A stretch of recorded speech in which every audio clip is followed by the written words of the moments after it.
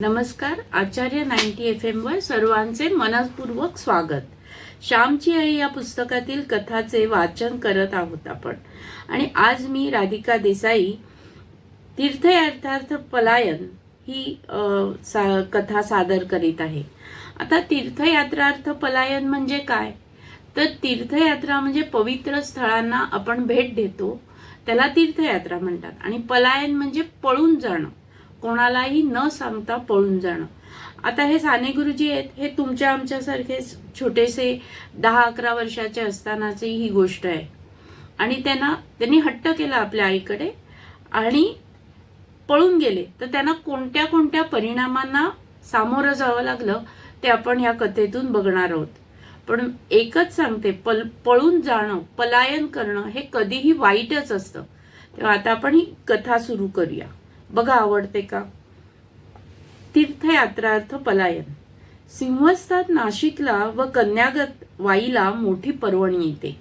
त्यावेळेस उत्तरेकडची गंगा, दक्षिणेकडची गोदावरी व कृष्णा यांना भेटावयास येते, अशी गोड कल्पना आहे. आपल्या भारतवर्षात निसर्गाला सुद्धा कोमल भावना दिल्या आहेत. निसर्गाला मानवी कुटुंबातला बनवला आहे. दूरदूरच्या नद्याही आपले एकत्व ओळखून एकमेकांना भेटावयास येतात. मग माणसांनी भेद का नाही विसरू?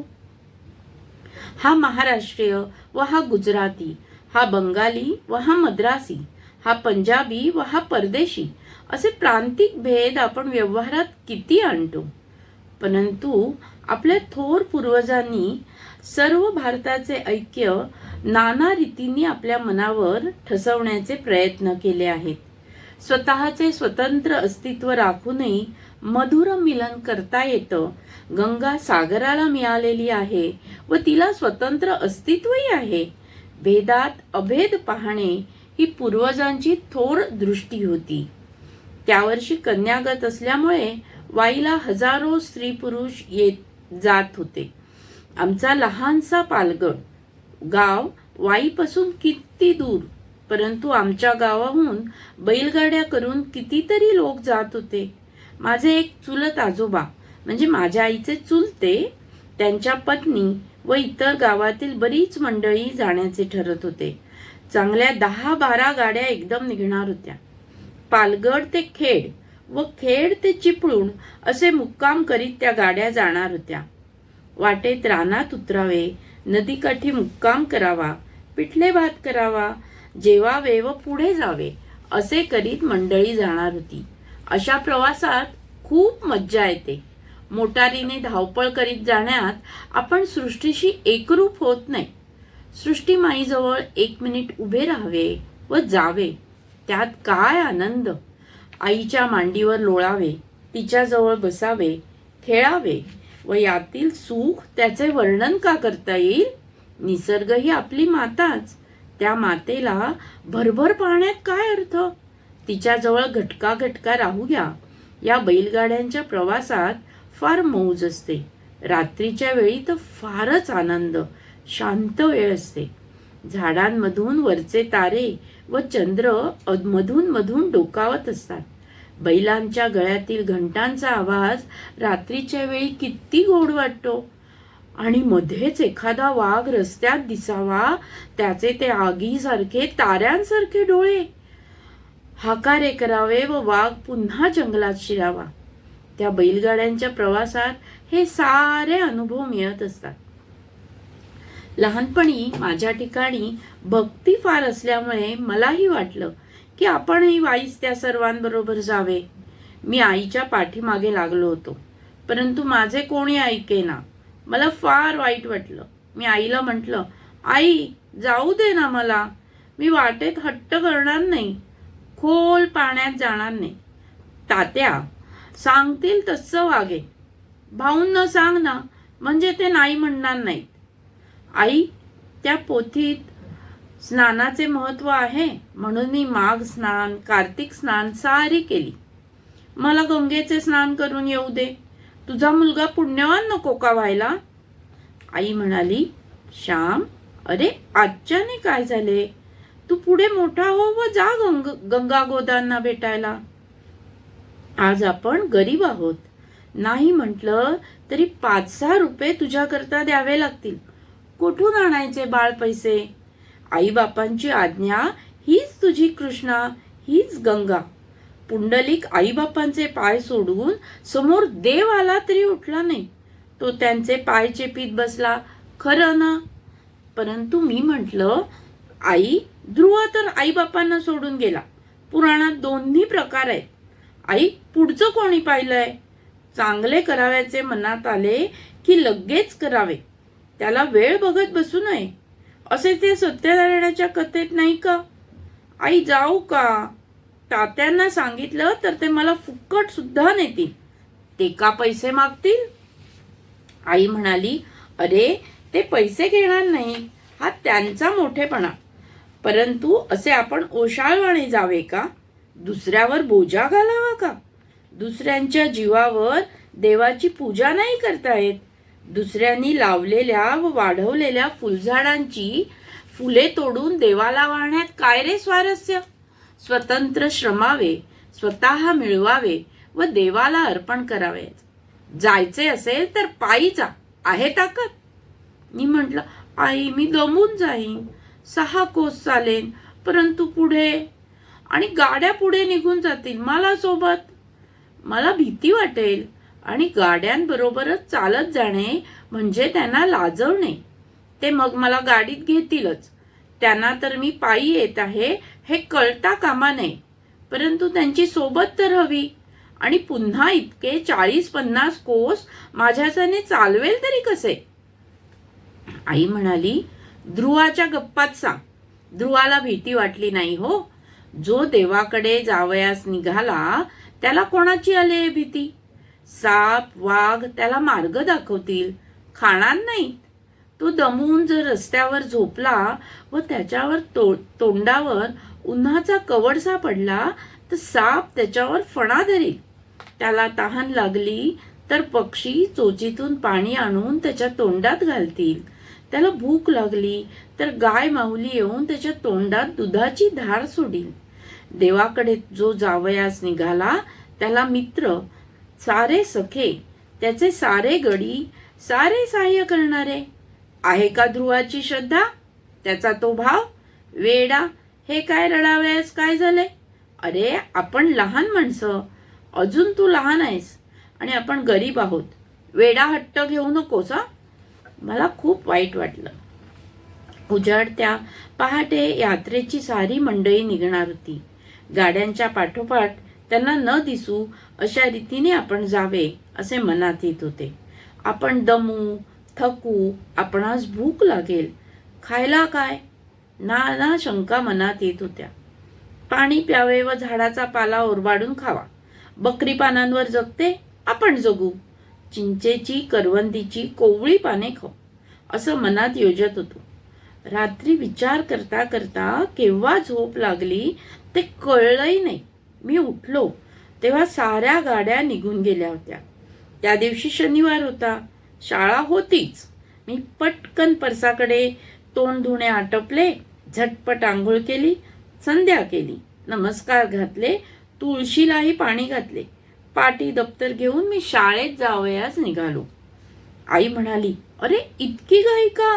मी पानगी करते, ती खा आणि मग जा शाळेत. बन्या बापू कुठे अजून गेले आहेत? बस जरा. मी रागानेच म्हटलं, मला नको जा पानगी बिनगी. खायला देतेस पण वाईला मात्र जाऊ देत नाहीस. मला वाईची भूक आहे, खायची नाही. मी आपल्या शाळेतच जाऊन बसतो. आई सुद्धा रागाने म्हणाली, पुन्हा माग तर खरे खायला, बघ देईन का? सारे तुझ्या मनाप्रमाणे झाले पाहिजे. मोठा राजाच की नाही तू? राजाच्या तरी पोटी यायचे होते. भिकाराच्या घरात जन्मून राजाची ऐटरे कशी चालणार? चांगली पानगी देते ती नको म्हणतोस. दुपारी पण नको जेऊस, खायची भूक नाही म्हणे. किती दिवस राहतोस उपाशी ते तरी बघते. श्याम, मागे फिर, आईचे ऐकावे हो सांगितलेले. परंतु मी न ऐकताच झपाझप जात होतो. अजून शाळेत मुले यायला लागली नव्हती. वाटेतल्या गणपतीच्या देवळात शिरून मी देवाला नमस्कार केला व देवा, माझा निश्चय तू टिकव, तू माझा सहाय्यकरी हो, अशी प्रार्थना केली. मी शाळेत गेलो तेव्हा एक सुद्धा मुलगा शाळेत आला नव्हता. शाळा अद्याप उघडलीही नव्हती. माझे दप्तर मी शाळेच्या बाहेरच्या पडवीत ठेवले व मी शाळेतून बाहेर पडलो. मुलांनी मला पाहू नये म्हणून मी झपाट्याने जात होतो. मी गावाबाहेर आलो. गावची नदी ओलांडली व पुढे चाललो. तिठ्यावर आलो. तेथे 3 रस्ते फुटतात. त्या जागेला ना तिठ्ठा म्हणतात. एका बाजूला दापोलीचा रस्ता होता, एका बाजूला खेडचा होता. मी खेडचा रस्ता धरला आणि चालू लागलो. पहाटे निघालेल्या गाड्या कितीतरी लांब गेल्या होत्या. त्या 10 गाड्या 10-11 वर्षाचा मुलगा कसा गाठणार? मला माझे भानच नव्हते. परंतु ऊन लागू लागले आणि मी दमून गेलो. मला रडू येऊ लागले. घरी परत जाण्याची लाज वाटू लागली. परंतु घरी नाही जावयाचे तर कोठे जावयाचे? रानात कोठे राहणार आणि किती वेळ राहणार? मी माघारी वळलो. माझ्या गावाकडे पावले वळली. डोळ्यातून पाणी गळत होतं. सूर्याच्या प्रखर किरणांनी ते वाळून जात होतं. जणू सूर्याचे किरणच माझे अश्रू पुशीत होते. भर दुपार होण्याची वेळ. सूर्य डोक्यावर आला. मी घामाघूम झालो. सकाळपासून पोटात काहीही नव्हतं. मी पालगड गावाजवळ आलो. परंतु गावात शिरण्याची लाज वाटू लागली. स्वाभिमान म्हणे गावात जाऊ नको, परत घरी जाऊ नकोस. पोट म्हणे घरी जा, घरी न जाण्यात कसला स्वाभिमान? आईबापांशी का स्वाभिमान दाखवायचा? प्रेम करणाऱ्यांसमोर स्वाभिमान दाखवणं म्हणजे प्रेमाचाच अपमान आहे. गावात शिरण्याचं धैर्य काही मला झालं नाही. गावाबाहेर नदीकाठी झोळाईचे देऊळ होते. ही आमची ग्रामदेवता. बाळंतिणी बाळणपणातून उठल्या की मूल घेऊन झोळाईला जातात. तिची खणा नारळांनी ओटी भरतात. माहेरवाशिणी सासरून आल्या तरी झोळाईला जातात. मी त्या झोळाईच्या देवळात शिरलो. त्या देवीच्या पाठीमागे खूप अंधार होता. अंधारात लपूनच बसलो. परंतु किती वेळ बसणार? पोटात कावळे ओरडत होते. शेवटी लाज लज्जा सोडली. स्वाभिमान दूर केला व देवळातून हळूच बाहेर पडलो. गावच्या रस्त्याला लागलो. गावातील घरे दिसू लागली. खाली मान घालून चालत होतो. पाय चटचट भाजत होते. आत हृदय जळत होते. वरून डोळे सुद्धा गळत होते. असा मी चाललो. डोळे भरून येऊन पुढं काही दिसत नव्हतं. इतक्यात माझे कोणीतरी मनगट धरले. अरे आहेस तरी कुठे? तुला शोधायचे तरी किती? गळ्याला फास लावायचाच एखाद्या वेळी. असे शब्द माझ्या कानी पडले. ते माझे चुलते होते. गावात नाना ठिकाणी माझा शोध चालला होता. चुलते, वडील, घरची, शेजारची सारी माणसे मला धुंडीत होती. शाळेतील मुलांनी पाटी दप्तर घरी आणून दिले. तेव्हा कळले की मी हरवलो. आदल्या दिवशी हेडमास्तरांनी माझी मोडी पुस्ती वाईट आली होती म्हणून मला मारले होतं. मी निघून गेलो. त्यामुळे पुन्हा आज मार बसेल कदाचित म्हणून गेलो असेल असं हेडमास्तरांना वाटलं. ते हेडमास्तर फार मारकुटे होते. निगडीच्या काठ्यांचा भाराच्या भारा ते शाळेत आणून ठेवीत व मुलांना गुरासारखे झोडपीत. छत्रीच्या लोखंडी काडीने सुद्धा मुलांच्या उघड्या हातावर बोटांच्या पेऱ्यावर ते मारीत. ते गांजा ओढीत असत व तर्र होऊन शाळेत येत असत. त्यांची बदली व्हावी म्हणून देवाला आम्ही नवस करीत होतो. मी पळून गेलो म्हणून त्यांना वाईट वाटलं. आपल्या मारण्यामुळेच हा परिणाम झाला असं त्यांनी मनात घेतलं. ते जरा घाबरले. या श्यामने विहिरीत जीवबीव तर नाही ना दिला अशी त्यांना धास्ती वाटली. शाळा सुटल्यावर वडील जेव्हा चौकशी करू लागले तेव्हा वर्गातील मुलांनी आदल्या दिवशीच्या पुस्तीबद्दलच्या माराची हकीकत सांगितली. वडिलांना वाटलं की माराला भिवून श्याम पळाला. वडील पहाटे उठवून मला घरी खरडे घासायला व कित्ता गिरवायला लावित असत. अक्षर सुधारण्याचे मी प्रयत्न करीत होतो. मास्तरांनी उगीच श्यामला इतकं मारलं. पोरगा कोठे गेला? आता काही कमी जास्त झालं तर न व्हावे आणि ते झाले तर असे शेजारी म्हणू लागले. वडील हेडमास्तरांकडे गेले व त्यांना पुष्कळ टाकून बोलले. हेडमास्तर म्हणाले, आजपासून तुमच्या मुलाला 4 बोटेही लावणार नाही, म्हणजे तर झाले ना. तुमची मुले चांगली व्हावी म्हणून लावतो हात. मला त्यात काय मिळायचे आहे. तुमच्या मुलाला काठी म्हणून लावणार नाही बरे भाऊराव. परंतु वडील म्हणाले, पुन्हा लावणार नाही. परंतु आधी सापडू दे तर खरा. घरात जेवणे तशीच राहिली होती. आईच्या मनात मी वाईला जाण्यासाठी तर नाही ना पळून गेलो अशी शंका आली. परंतु तिने ती बोलून दाखवली नाही. तिला ते शक्य वाटले नाही. चुलत्यांनी माझी बकोटी धरून आणले. रस्त्यात मुलांची ही गर्दी. चोराला पाहावयास जसे लोक जमतात तसे मला पाहावयास मुले जमली. वाटेत वडीलही भेटले. जा रे आपापल्या घरी, का तमाशा आहे. वडील मुलांना रागाने बोलले व मुलं निघूनच गेली. वडील माझ्यावर रागावले नाहीत, काही नाही. ती वेळ रागे भरण्याची नव्हतीच. मी दमलो होतो. घरी येऊन अंथरुणावर पडलो. थोड्या वेळाने वडील आले व मला म्हणाले, श्याम उठ बाळ, पुन्हा नाही हा ते मास्तर मारणार. अरे मास्तरांनी मारले तर असे पळून का जावे. आमच्या वेळेस तर घोडीवर सुद्धा चढवीत. मुलाला उलटे टांगून खालून मिरच्यांची धुरी घालीत व वर छड्या मारीत. मारायला भिवून कसं चालेल. मास्तर मारणारच. मारणार नाही तो कसला मास्तर. उठ, हातपाय धु, तोंड बघ कसे झाले आहे ते कोकंब्यासारखे लाल. वाढ ग त्याचे पान आधी. मी उठलो, हातपाय धुतले. माझ्या पळण्याचे निमित्त परस्पर मास्तरांवर गेलेले पाहून मनात जरा बरं वाटलं. मारण्याचे आता कमी करतील असं वाटलं. माझ्यामुळे ते जपून वागतील व इतर मुलांनाही मारलेच तर बेताने मारतील असे मनात येऊन आनंद झाला.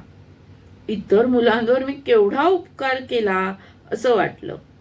ती मुले माझे आभार मानतील असंही वाटलं. बाजीरावाच्या पळण्याने मराठ्यांचे स्वराज्य गेले, परंतु श्यामच्या पळण्याने वर्गाला स्वराज्य अगदी पूर्ण जरी नाही तरी वसाहतीचे तरी मिळाले. आणि हे सारे श्यामच्या ध्यानी मनी नसतानाही. मी का पळून गेलो होतो हे 3 जणांनाच माहीत होतं, मला, आईला आणि देवाला. शनिवार असल्यामुळे दुपारची शाळा नव्हतीच.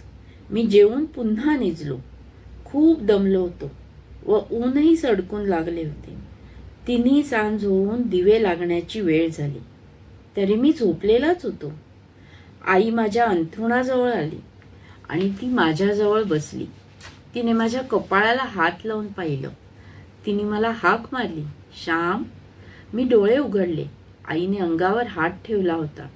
ती वात्सल्याने म्हणाली, श्याम बरं नाही का वाटत. अंग दुखतं. मी सांगितले तर ऐकले नाहीस असे म्हणून आई माझे अंग चेपू लागली. मी माझे डोके एकदम आईच्या मांडीवर ठेवले व रडू लागलो. माझे रडणे आवरून मी आईला म्हटलं, आई मी तुझं ऐकलं नाही. असा पळून गेलो म्हणून तू रागावलीस होय. मास्तरांनी मारले म्हणून नाही हो मी पळालो. तू नाही का एखाद्या वेळेस मारीत म्हणून पळतो का मी. भाऊंना वाटलं की त्यासाठी मी पळालो. तू काल म्हणालीस ना, जायचे तर पायी जा, आहे ताकद. आई मी पायी जाऊ पाहत होतो, परंतु माझ्या शक्ती पलीकडचे मी करू पाहत होतो. कुठे बाळ ध्रुव आणि कुठे तुझा हा शेमडा श्याम. आई तुझ्या श्यामवर रागावू नकोस. तुझा श्याम आतताई व हट्टी आहे. मनात येईल ते तो करू बघतो, मग असा फसतो आणि रडतो. तू नाही ना रागवलीस. तुझे न ऐकता व तुला न सांगता पळून गेलो म्हणून नाही ना रागवलीस. सांग ना आई, सांग. नाही म्हण ना. माझे तोंड कुरवाळून व माझे डोळे पुसून आई म्हणाली, श्याम मी का रागवेन. मला रागही आला नाही व तू पळून गेलास म्हणून वाईटही वाटले नाही. तुझ्या काळजीमुळे वाईट वाटले. तू लहान, तुझं कसं होईल यामुळे डोळे भरून येत होते. मी काल तसं बोलले. माझेच शब्द कारण म्हणूनही वाईट वाटत होते. परंतु तू पळून गेलास हे फार वाईट केलेस. असे मनात येऊन सुद्धा वाईट वाटले नाही. श्याम, तू वाईट गोष्टीसाठी थोडाच पळून जात होतास. परवा गावातला कुणाचा असा मुलगा नाटक कंपनीत काम करण्यासाठी पळून गेला. तू तसा का तू पळून जात होतास? तू देवासाठी पळून जात होतास, गंगेच्या स्नानासाठी पळून जात होतास. तुला मी कशी रागवू? बाळ, तुझा मला अभिमानच वाटे. माझा श्याम पळून गेलाच तर देवासाठी गेला असे मी अभिमानाने म्हणे. श्याम, एक लक्षात ठेव, तुझ्या आईचे एक वाक्य लक्षात ठेव. चोरी चहाडी करून पळू नकोस, वाईट संगतीसाठीही पळू नकोस, भीतीने तर पळूच नकोस. देवासाठी पळून गेलास तर जा. साऱ्या संतांनी तेच केले. देवासाठी माझा मुलगा पळून जावा अशी मी प्रार्थनाही करीन. श्यामची आई पुस्तकातली ही तीर्थयात्रा पलायन कथा तुम्हाला नक्कीच आवडली असेल. मी राधिका देसाई तुमची रजा घेते.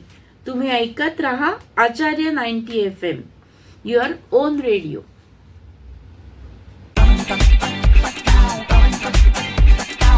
Acharya 90 FM 90